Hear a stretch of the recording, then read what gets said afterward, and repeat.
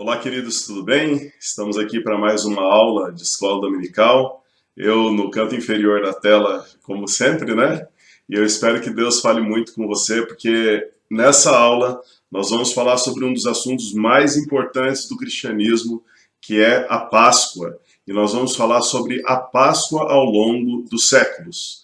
Mas antes que eu me esqueça aqui, vamos dar os créditos a quem realmente merece crédito. Professor Tércio Machado Siqueira, que é professor do Antigo Testamento da FATEL. Eu peguei uma parte do material dele para a gente trabalhar junto aqui, e também do irmão John Wesley Dornelas, que publicou no Portal Nacional da Igreja Metodista. Então, a parte do Antigo Testamento fica com o professor Tércio e a parte do Novo Testamento com John Wesley. Ok, mas o que era a Páscoa? Qual que era o significado disso, origem e o ritual, como é que funcionava? Então é isso que nós vamos ver nessa primeira parte do estudo. Bem, antes de falar propriamente de tudo isso, eu queria mostrar para você onde começou a Páscoa.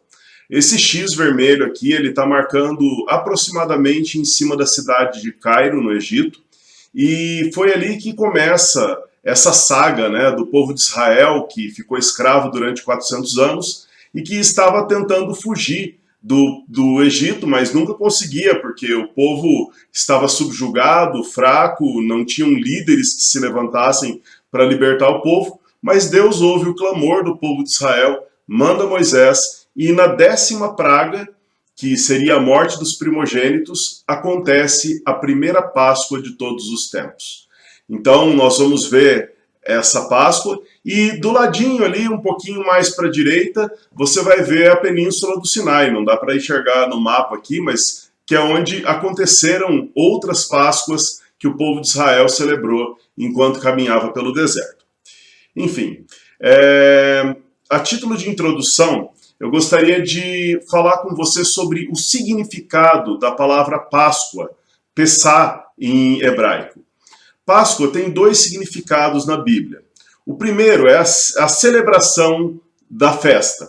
Então, da maneira como aconteceu com Moisés na saída do Egito, relatado ali em Êxodo, capítulo 12, aquilo era a Páscoa, né? Que tinha a figura do cordeiro, de pegar o sangue e passar nos umbrais da porta. Mas Páscoa também tem um outro sentido, que é o sacrifício, o cordeiro pascal. Quando nós vemos no Novo Testamento Jesus dizendo para os discípulos prepararem a Páscoa, nós vemos que ali era a época de imolar a Páscoa, de sacrificar a Páscoa. Então, não tem a ver com uma festa, mas sim com o cordeiro pascal propriamente dito. Na Bíblia também tem uma coisa importante, muito interessante, que quando os judeus dão nome a um determinado objeto, pessoa, festa, aquilo representa o que essas coisas são para eles. Então, por exemplo, nós vemos o nome de Gideão, que foi o juiz que, no texto de Juízes, capítulo 6, liberta o povo de Israel dos midianitas. Gideão, esse nome, significa homem valente, ou grande guerreiro, e aquilo tinha a ver com o caráter, com a personalidade dele. Quando ele derruba o altar de Baal, mudam o nome dele para Jerubaal. Então, tem muito a ver o nome com a característica, a personalidade. E Páscoa vai significar aqui passar por cima, saltar por cima, que tem a ver com o que o destruidor, aquele anjo que Deus enviou, o anjo da morte, se é que a gente pode dizer assim, pulou as casas que estavam marcadas com sangue.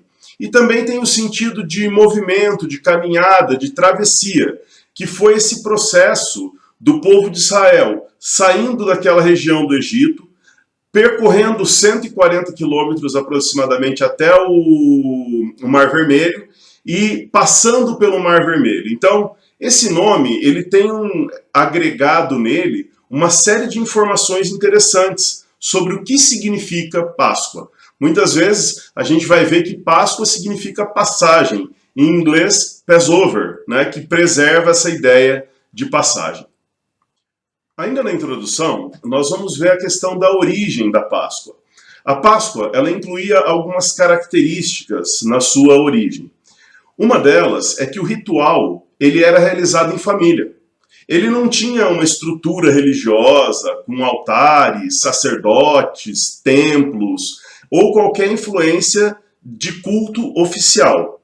Essas coisas vão ser instituídas depois, quando Moisés escreve os 5 primeiros livros da Bíblia, que nós chamamos de Pentateuco, e ele regulamenta como que a Páscoa deve ser comida, onde ela deve ser comida, quem que deve fazer o quê. Então, ali fica certinho. Mas, num primeiro momento, é uma coisa familiar que segue algumas instruções que Deus dá para Moisés. Nós vemos também que a Páscoa, no começo, era celebrada por pastores nômades ou seminômades. O povo de Israel ficava caminhando pelo deserto, de acordo com a direção de Deus, e às vezes passava muito tempo no deserto, às vezes passava pouco, enfim, né, eles se deslocavam bastante. O ato central do ritual era o sacrifício de um jovem animal do rebanho de cabras ou ovelhas. Então, se pegava um animal novo e fazia o sacrifício. É interessante pensar que Jesus também foi um sacrifício novo, né? Ele faleceu, ou foi executado, melhor dizendo, aos seus 33 anos de idade.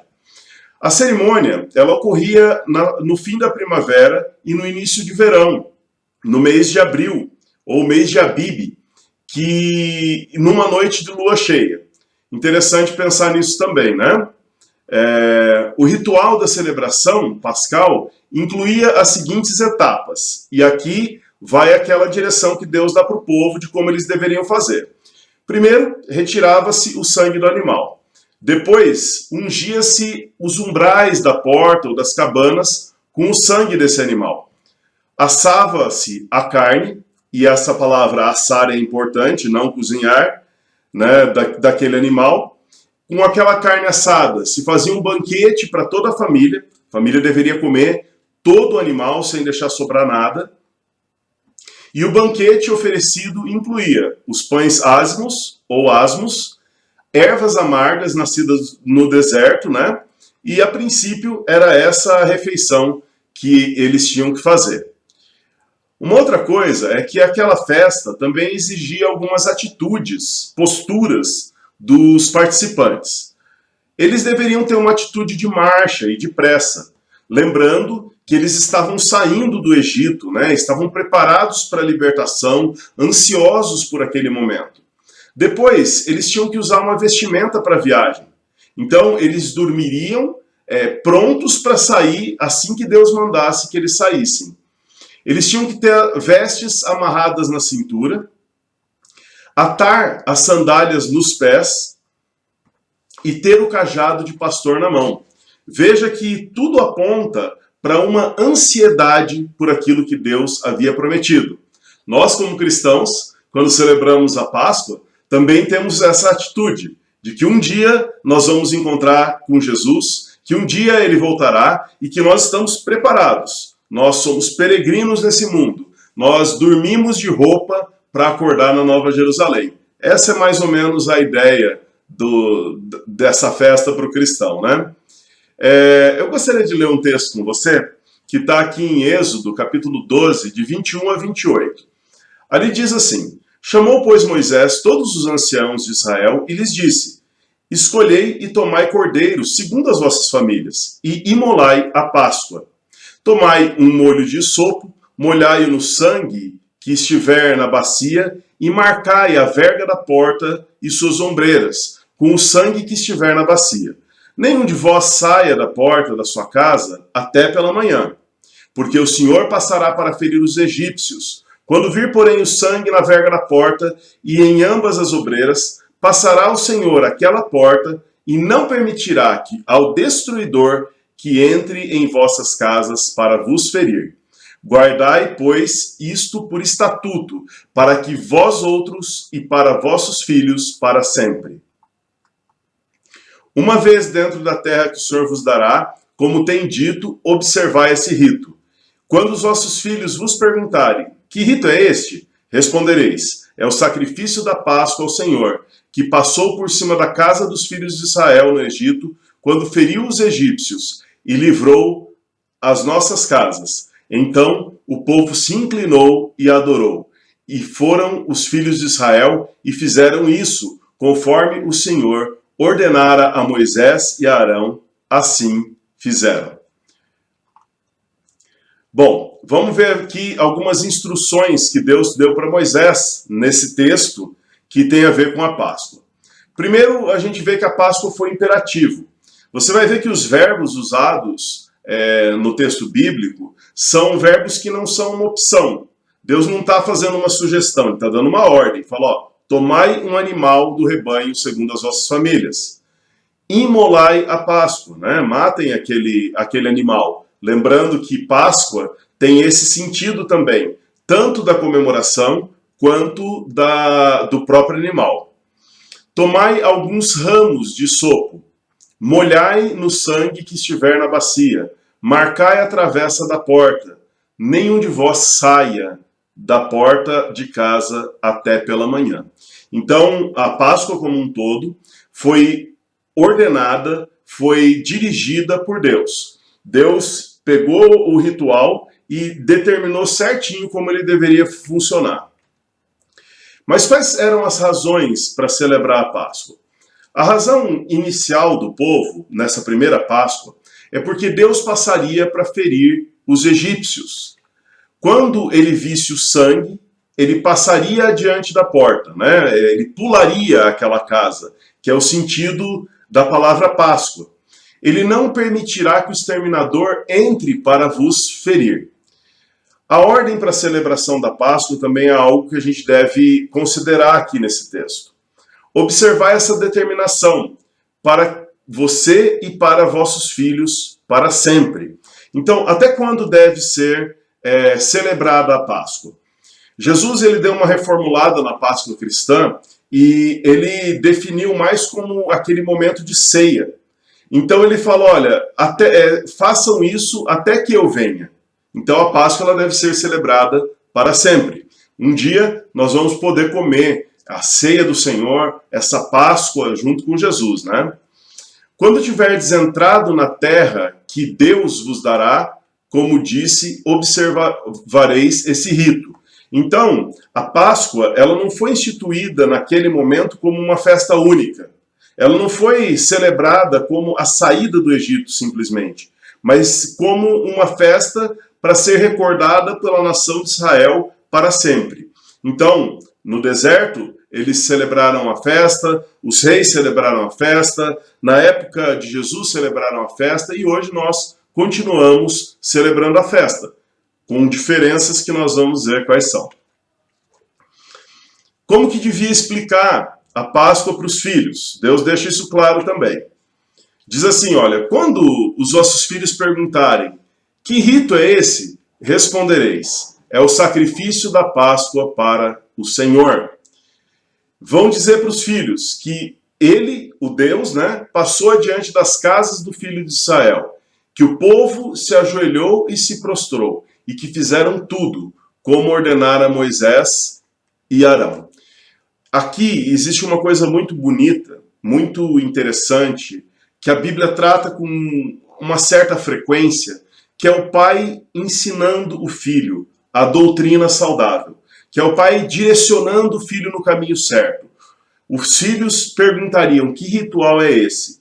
Então, um dos princípios da festa da Páscoa, inclusive da Páscoa cristã, é que nós consigamos instruir os nossos filhos. Quando os nossos filhos perguntarem, pai, o que é Páscoa? Você vai dizer, filho, Páscoa é coelhinho e chocolate. Será que é isso a resposta? Ou será que nós vamos falar da ressurreição de Cristo, da morte de Jesus por nós para nos salvar dos nossos pecados? Páscoa é sempre um momento de oportunidade de ensinar os filhos. Então nós vamos ver agora a questão da Páscoa na história. Como os israelitas celebraram a Páscoa depois do deserto. Então, você pode ver aqui o xizinho, ele está marcado no território que Israel conquistou depois de Josué. E você vai ver agora a questão da monarquia, como os reis celebraram a Páscoa. É interessante que a Páscoa no período monárquico não tem uma relevância muito grande para os reis. A gente vê um silêncio sobre essa celebração, exceto quando o profeta Oséias critica a ausência da celebração da Páscoa, que era uma ordem de Deus, um estatuto eterno que eles tinham que celebrar para sempre. A celebração nessa época dos reis, ela deixa de ser uma cerimônia mais caseira e passa a ser uma cerimônia no templo de Jerusalém. O rei Osias, ele implementou ali uma grande reforma no reino de Judá. Nessa época o reino de Israel já tinha sido destruído e por determinação de Josias, a Páscoa ela passa a ser celebrada oficialmente no templo de Jerusalém. Essa era uma expectativa que Moisés tinha quando ele escreveu Deuteronômio capítulo 16, de 1 a 8. Ele fala que a Páscoa seria celebrada no local onde o Senhor Deus havia determinado para ser a sua casa. Então, no caso ali, era o templo de Jerusalém. Então, Josias, ele resgata esse texto bíblico e ele define que vai ser feito como estava nas Escrituras. A reforma da Páscoa aqui se equipara a uma festa de peregrinação, porque agora todo mundo, de todos os lugares, vai ter que começar a viajar até o templo para que a Páscoa seja celebrada. Tem salmos que a gente chama de salmos de subidas, ou de peregrinação mesmo, que são do 120 ao 134. Ali tem salmos que as pessoas vão cantar durante as viagens que elas fazem para Jerusalém. O salmo de número 133, muito conhecido por todo mundo, é um desses salmos, né? Quão bom e agradável é que os irmãos vivam em união. Então o povo ia cantando e pensando como seria o encontro com seus irmãos, como estava sendo a comunhão com o grupo ali, né? Ou o salmo Eleva os meus olhos para os montes, né? Também era um salmo que tinha a ver com esse tipo de atividade, de peregrinar de um lugar para o outro. Então Josias, ele transforma naquele momento a festa em uma festa de peregrinação. Uma coisa diferente que começa a acontecer é que a res menor, que são as ovelhas e as cabras, elas continuam sendo oferecidas nesses sacrifícios. Mas o gado maior, que é o boi, ele também passa a ser admitido como forma de sacrifício nessas festas. Surgiu também uma permissão para cozer a oferta em lugar de assá-la. Você lembra que na primeira festa eles deviam assar a oferta? Então, agora apareceu uma permissão para que fosse cozida a oferta. Passado pouco tempo, depois dessa reforma que Josias fez na festa da Páscoa, o povo de Israel é levado para o exílio babilônico. Não sei se 40 anos, existem algumas flexibilidades nas datas aí, né? Mas o povo de Israel é levado ao exílio babilônico. E como é que eles vão celebrar a Páscoa no exílio? A atividade no templo, que tinha sido trazida por Josias, respeitando Deuteronômio 16, acaba desaparecendo. Porque o templo de Jerusalém ele é completamente destruído. As muralhas, as casas, quando o rei Nabucodonosor entra na cidade, ele acaba com tudo. Então, a atividade no templo desaparece. Naquele tempo, surgem as sinagogas, que é uma mistura de uma igreja com uma escola, né, onde o pessoal aprende a Torá, discute a Torá, e a produção literária do povo de Israel vai aumentar muito nesse período. Volta o sacrifício da res menor, ou do gado menor, né, que são as ovelhas e as cabras. Eu imagino que o motivo disso é porque o povo de Israel já não tinha tanta terra para poder criar bois. Então eles criam ovelhas e cabras nas suas propriedades menores ali e oferecem como sacrifício. A celebração ela volta para a família. E o ritual de sangue volta a ter sentido de símbolo da defesa contra o exterminador. Olha que interessante. Num primeiro momento, quando eles celebraram a Páscoa, eles celebraram para proteger as casas do exterminador. Então eles passaram o sangue nos umbrais da porta e protegeram as suas casas. Agora, eles estão de novo nessa situação. Eles estão pedindo proteção a Deus contra os babilônios, contra os seus inimigos. Nesse meio tempo, que eles foram para o deserto, viveram na época dos reis, A festa da Páscoa era celebrada como um motivo de gratidão, de alegria, pela libertação e por tudo mais. Mas no cativeiro babilônico, a festa voltou a ter esse sentido de proteção novamente. E eu gostaria de mostrar para você aqui pequenas variações na celebração. Agora não podia mais jogar fora algumas partes do animal sacrificado. Creio que essa era a intenção da primeira Páscoa. Não se podia quebrar ossos do animal sacrificado. Isso a gente não ouve na primeira Páscoa. Porém, essa regra ela vai ter uma similaridade fundamental com a morte de Jesus. Porque o profeta Isaías disse que nenhum osso de Jesus seria quebrado. O Cordeiro Pascal, aquele que tira o pecado do mundo, que livra do destruidor, não teria os seus ossos quebrados. Então, como Jesus morreu muito rápido, os soldados romanos não quebraram as pernas dele. Porque se ele tivesse vivido mais tempo, ele teria as pernas quebradas para morrer mais rápido. Então, essa regra passa a valer aqui. Uma outra coisa é a permissão para celebrar a Páscoa no segundo mês para quem não pôde sacrificar no primeiro mês. Isso aqui não era um jeitinho, isso aqui não era uma forma de todos participarem para facilitar, mas era algo que Moisés tinha previsto em Números, capítulo 9, de 1 a 14. Perceba que, conforme as coisas vão avançando, o povo vai tentando chegar mais perto daquele propósito original, né? De cumprir certinho a Páscoa. E passou a ser permitido a participação de estrangeiros. Também não é uma novidade. Certamente o povo de Israel tinha muita resistência contra os estrangeiros. Talvez os funcionários, as pessoas que eram escravas do povo de Israel, participassem da Páscoa.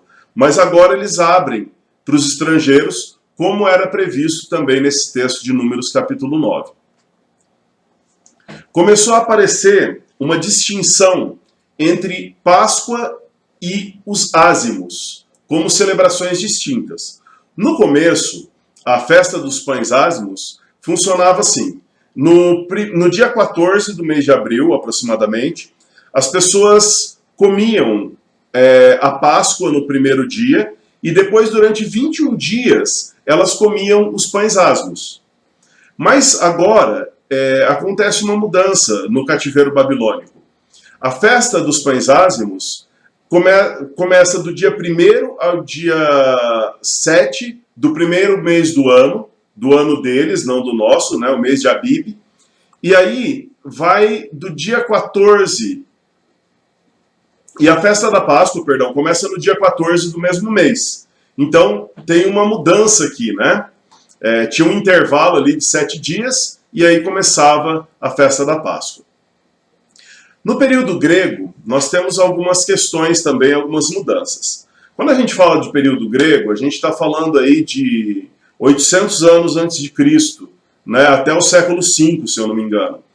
E no caso da Páscoa que a gente vai falar, começa no ano 500 antes de Cristo, mais ou menos esse período. Os livros de 1ª e 2ª Crônica e Esdras indicam que a Páscoa preservou alguma cerimônia para o templo. O que acontece? Depois que os judeus foram presos na Babilônia, o rei Ciro II ordena a repatriação desse povo, manda eles de volta para Jerusalém e eles reconstroem o templo, né? Esse é o segundo templo. E ali volta a ser celebrada a Páscoa em partes dentro do templo.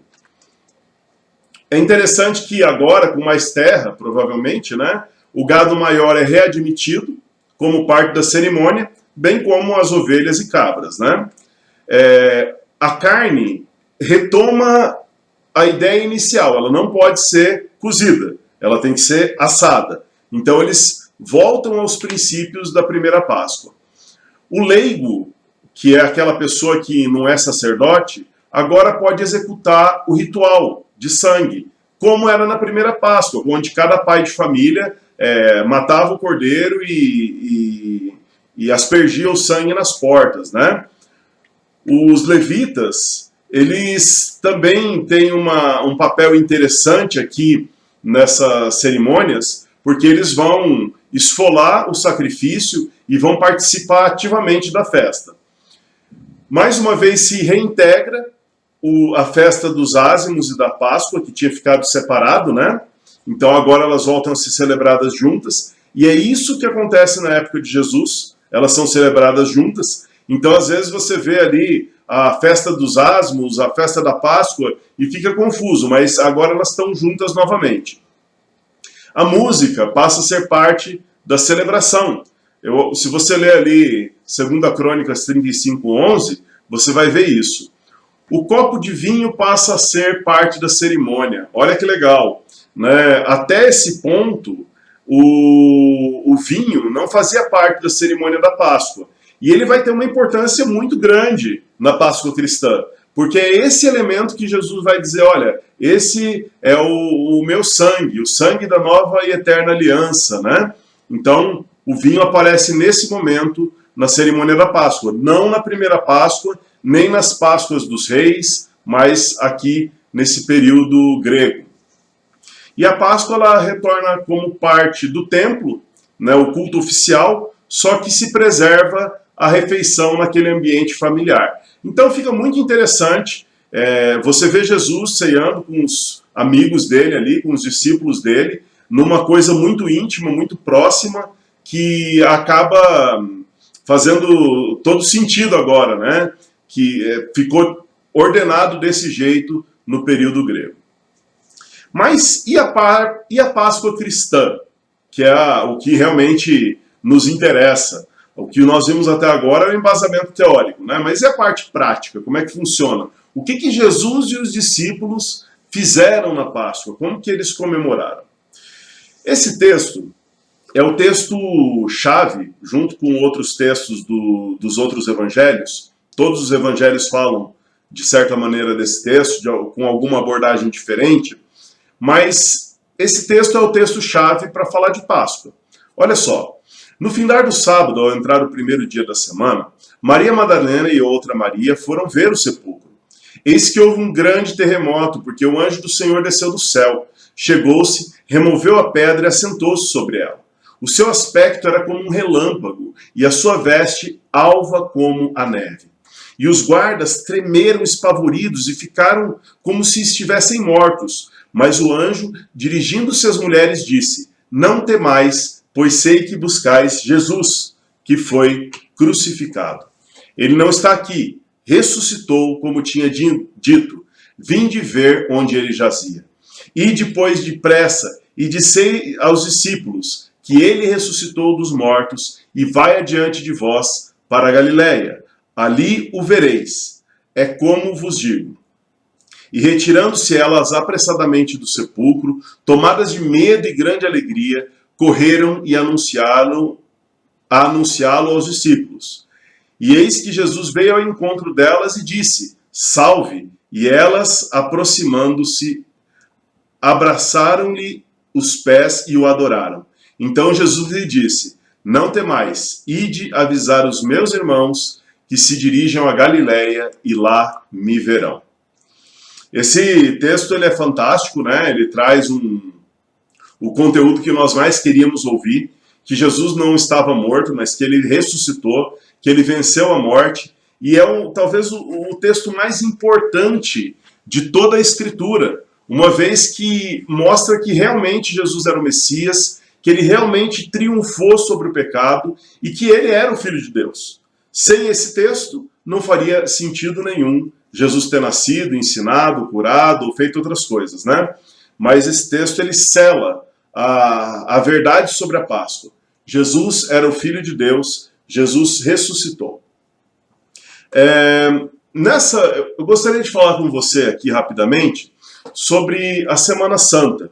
Eu não gosto do nome Semana Santa porque eu não acho que a semana é santa, né? Santo é Jesus Cristo. Mas é a nomenclatura que o pessoal dá para essa semana.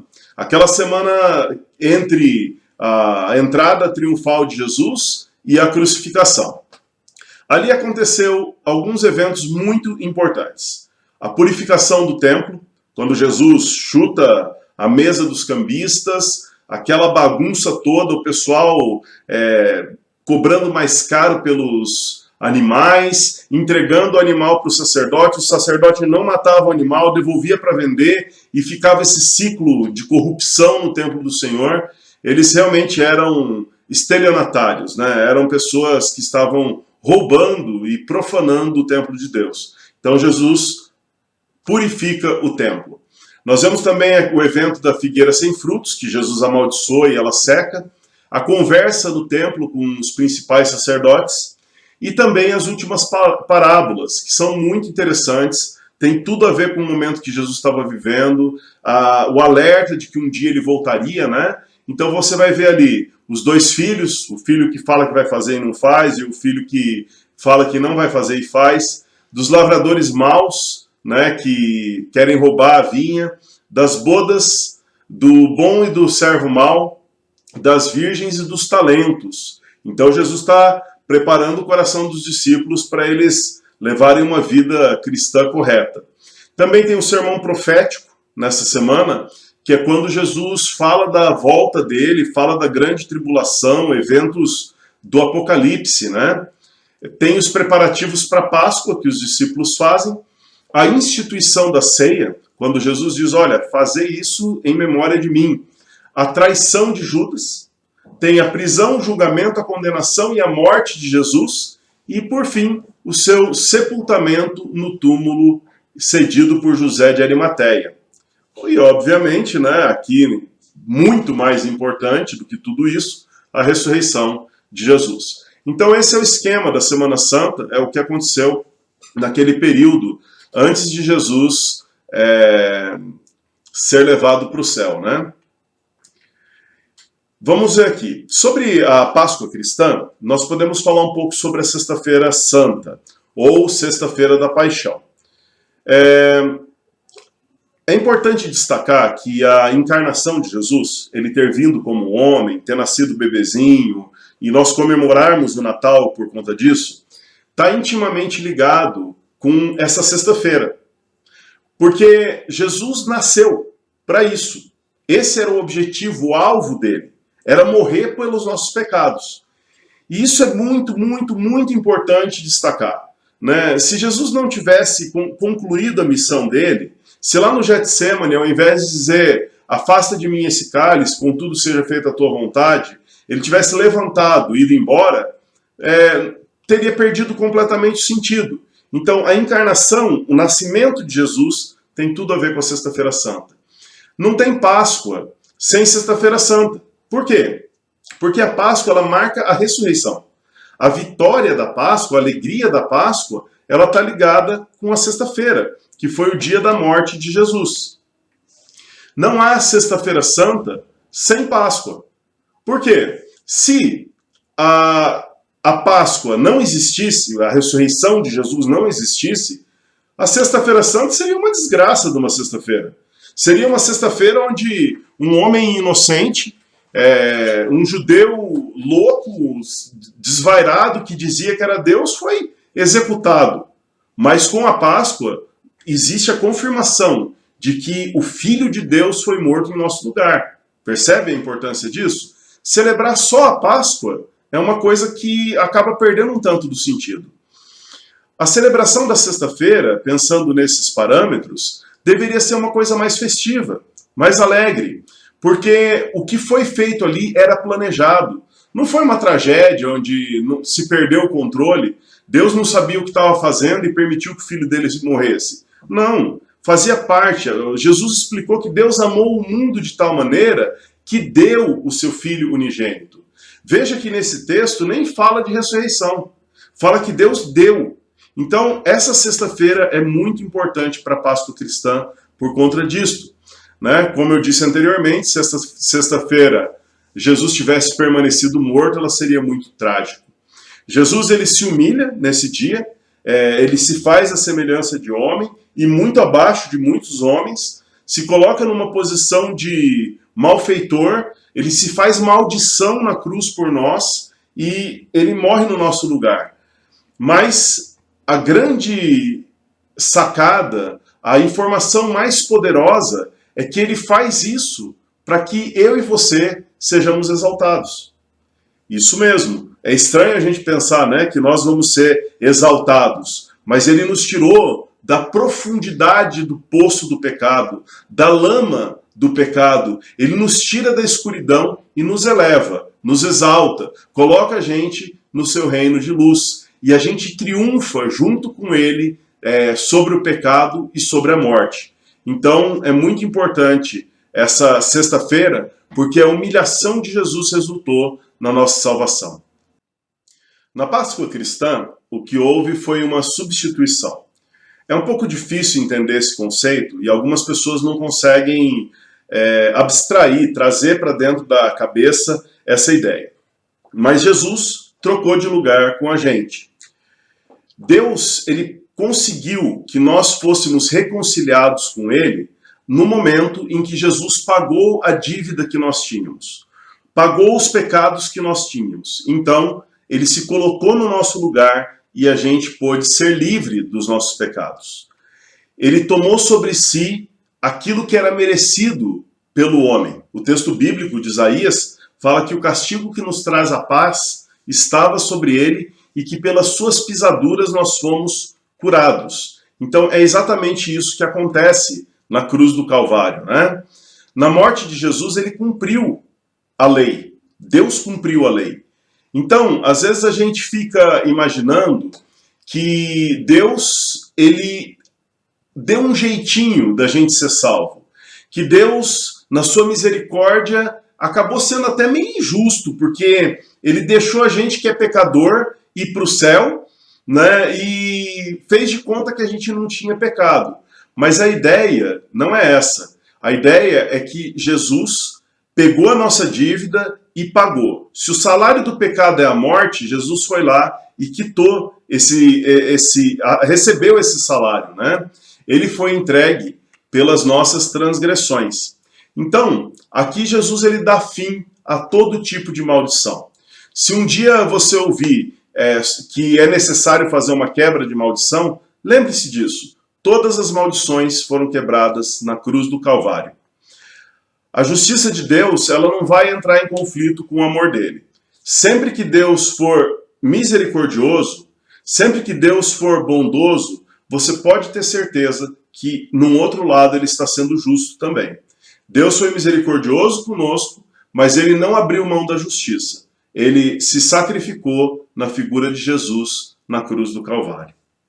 Isso é graça de verdade, né?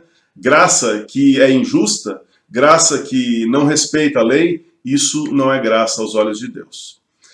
Agora, falamos da sexta-feira, então, que aconteceu todas essas coisas, e agora vamos falar do sábado silencioso, que é a questão do sepultamento, né? Durante o sábado, Jesus ficou em silêncio, permaneceu morto, o seu corpo estava deitado dentro de um sepulcro. E como é que foi essa questão? Os romanos, com medo de que os discípulos viessem e retirassem a pedra, uma pedra muito grande que ficava na porta dos sepulcros, eles lacraram essa pedra, para saber se ela foi aberta e para ela não ser aberta também. Colocaram ali soldados que ficaram montando uma guarda para que não acontecesse nada de errado. Os discípulos, infelizmente, depois da morte de Jesus, retomaram as suas atividades. Meio que eles perderam a esperança, Jesus morreu, o que a gente vai fazer agora, né? O sonho do Messias, aquele que iria reinar sobre Israel, aquele que iria fazer a diferença, que, quem sabe, na cabeça e no coração de alguns, iria libertar Israel do Império Romano, tinha acabado também. As promessas de Jesus, as palavras dele, naquele momento foram esquecidas. Os discípulos não conseguiam nem acreditar que ele tinha ressuscitado.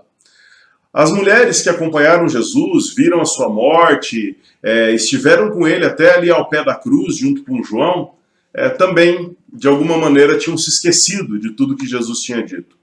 Mas aquelas mulheres que amavam a Jesus foram lá de madrugada para passar perfumes e aromas no corpo de Jesus. Elas não esperavam, de fato, uma ressurreição. Elas simplesmente estavam ali por um sentimentalismo, ou pelo menos por um amor que elas sentiram no passado por Jesus. Só que a realidade que elas encontram no domingo é um sepulcro vazio. E aqui nós estamos falando da Páscoa, né, da ressurreição de Cristo. Elas viram a pedra removida, na verdade, no texto que nós lemos ali, elas ouviram um terremoto, porque o anjo de Deus tinha descido e estava sentado sobre a pedra, e elas viram esse anjo que havia removido a pedra. O corpo de Jesus tinha desaparecido. E quando elas encontraram com Jesus, ele falou, olha, se alegrem, né, fiquem felizes, usando a salvação, a palavra de saudação, salve. E elas receberam as primeiras notícias da ressurreição de Jesus. É interessante que o amor delas por ele foi honrado ali, né? Elas foram as primeiras a degustarem aquele momento tão importante, a se jogarem nos pés dele, a abraçarem os pés dele. Então, Jesus pede para elas informarem, fala, olha, como eu tinha dito anteriormente, eu estou indo para Galileia, a gente vai se encontrar lá. E elas são as primeiras mensageiras de Jesus após a sua ressurreição. E os discípulos receberam aquela mensagem com muito descrédito, porque quem morreu, morreu. Se Jesus não ressuscitou, não saiu da cruz, então não tem mais o que fazer. Provavelmente esse era o pensamento de alguns dos discípulos. Agora, qual que é a mensagem da Páscoa? O que a gente deve aprender disso para a nossa vida? O que a gente deve falar sobre a mensagem da Páscoa? A primeira coisa é que Jesus ressuscitou dentre os mortos no terceiro dia. Essa é a mensagem mais importante de todas. É a mensagem que sela, é a mensagem que confirma, é a mensagem que legitima o ministério de Jesus sobre a terra. Como eu disse antes, gente, se Jesus não tivesse ressuscitado, ele seria um louco, porque só um louco diria que é Deus. Só um louco encararia o Império Romano. Só um louco falaria as coisas que ele falou. Mas, quando ele ressuscita, ele prova que ele era o Filho de Deus e legitima todo o seu ministério e todas as suas palavras.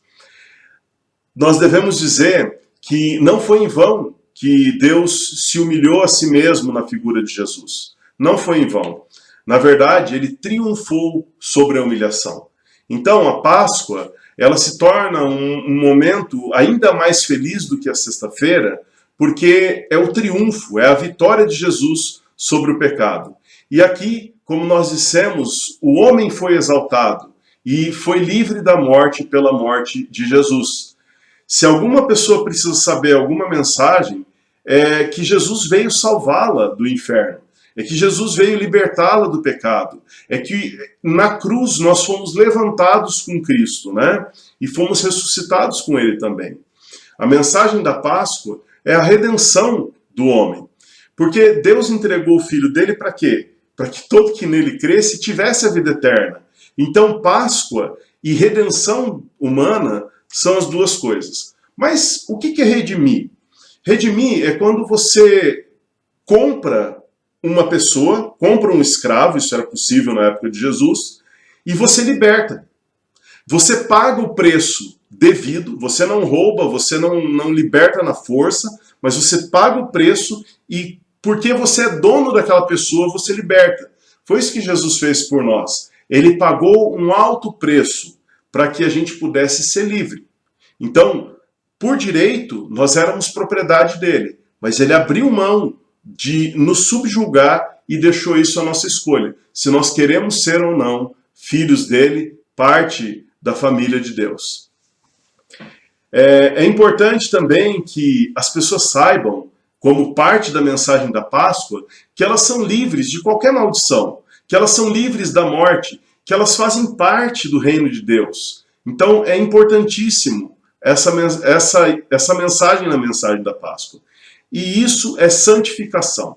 Por que é santificação? Às vezes é difícil a gente pensar que a gente é santo, mas a questão é que Jesus foi lá e limpou tudo. Ele pagou tudo. Então, quando ele tira o pecado de cima da gente, para nós sobra a santidade. É óbvio que a gente pode pecar, é óbvio que a gente pode errar, mas o sangue de Jesus nos purifica de toda a iniquidade, nos limpa de toda a iniquidade. Agora o pecado não gruda mais na gente. João ensina que se nós confessarmos o nosso pecado, ele é fiel e justo para nos perdoar dos pecados e nos purificar de toda injustiça. A Páscoa, ela também é uma grande promessa de esperança na eternidade. Sabe, gente, a Páscoa, ela concretizou a nossa salvação. Ela nos entregou a passagem para nós entrarmos na vida eterna. De certa maneira, esse presente ele acontece em 3 tempos. No passado, quando Jesus morre na cruz, nós somos salvos ali. No presente, quando nós aceitamos a Jesus, nós somos salvos aqui. E no futuro, quando nós vamos entrar na vida eterna. Então, ali vai se concretizar plenamente aquilo que já aconteceu lá na cruz. A Páscoa é uma proclamação de uma vitória que já foi alcançada. É tudo uma questão de tempo, a guerra já acabou, né? E, honestamente, a vida ela só é vida de verdade, e nós que somos cristãos sabemos o que está sendo dito aqui, na medida em que nós cremos na ressurreição. O apóstolo Paulo ele fala assim, se Jesus não ressuscitou, então é vã a nossa fé e a nossa pregação. Da mesma maneira que as palavras de Jesus não valeriam nada se ele não tivesse ressuscitado, Paulo reconhece também isso. Então, estou falando besteira. Né? Se eu não acredito na ressurreição, não vale nada o que eu estou falando. E o apóstolo Paulo também tem um outro versículo muito interessante, onde ele diz assim, se a nossa esperança se resume a essa vida, então nós somos os mais miseráveis de todos os homens.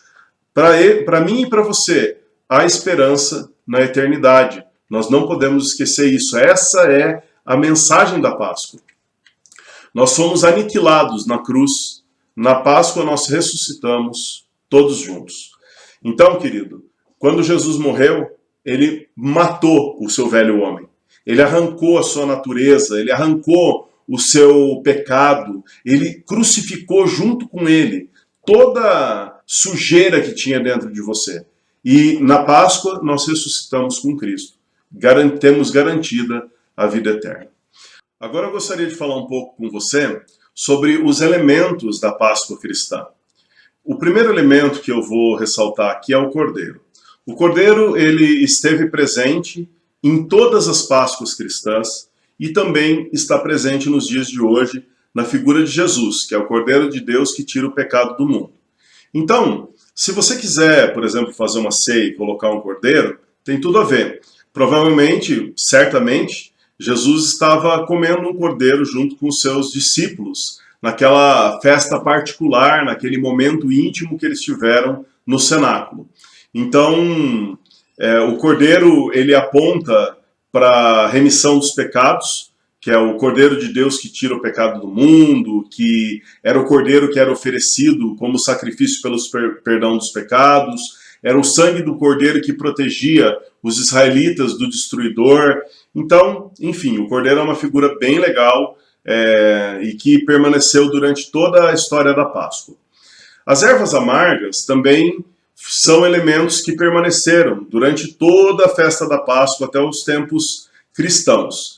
Elas simbolizavam a amargura, o sofrimento que o povo de Israel passou no Egito sob o domínio dos egípcios. Para nós, tem um significado de que nós fomos escravos do pecado durante muito tempo e Jesus nos libertou. Então, também é um elemento que cabe bem na Páscoa cristã e eu tenho convicção que esses dois elementos estavam na mesa em que Jesus estava com seus discípulos.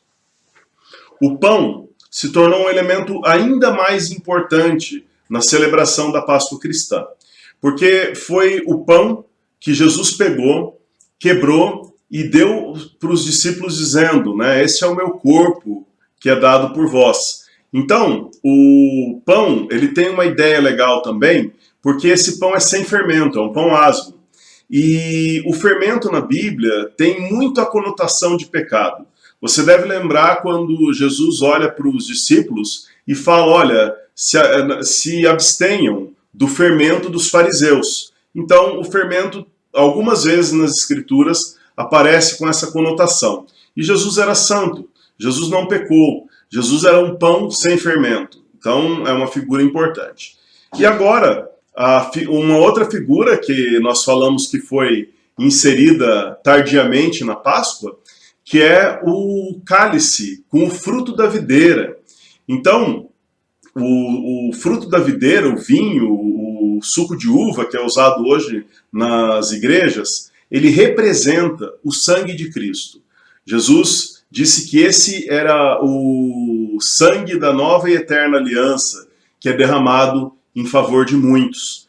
Então, com esses elementos, é possível celebrar, lembrar e falar das coisas relativas à Páscoa. Na ceia cristã, uma coisa que nós podemos dizer que não pode faltar é o vinho e o pão. Né? O cordeiro e as ervas amargas, eu acho que são opcionais, mas Jesus ele selou a celebração da ceia dizendo, fazei isto em memória de mim. E o isto era quebrar o pão, comer o pão junto e tomar do cálice. Então, querido, daria para falar muito mais tempo, o vídeo ficou longo, né? Porque o assunto é longo, é extenso, mas a parte mais básica em relação à Páscoa cristã é isso. Eu espero que você tenha conseguido descobrir alguma coisa nova, né, interessante, tenha conseguido aprender algum conteúdo que você gostou, e espero que Deus use todo esse conteúdo para abençoar a sua vida, para que você celebre a ceia com alegria, para que você fale de Jesus nesses tempos de Páscoa, que são absurdamente oportunos para pregar o Evangelho, tá bom? Que Deus te abençoe muito, uma ótima Páscoa para você e que a sua vida seja guiada pelo Cordeiro de Deus que tira o pecado do mundo. Tchau, tchau.